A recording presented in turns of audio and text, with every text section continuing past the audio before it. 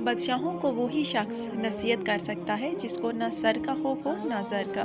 सब्र जिंदगी के मकसद के दरवाजे खोलता है, क्योंकि सिवाय सब्र के इस दरवाजे की कोई और चाबी नहीं। जो खुदा तुम्हें मालदार नहीं बनाता, वो तेरी बेहतरी तुझसे बेहतर जानता है। गोताखोर अगर मगरमच्छ के मुंह से खौफ खाने लगे तो कभी कीमती मोती हासिल नहीं कर सके।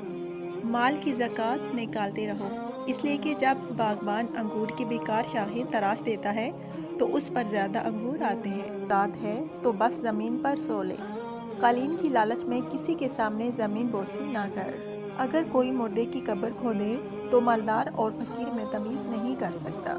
अगर चिड़ियाँ मुत्तहिद हो जाएं तो शेर की खाल खींच सकती है।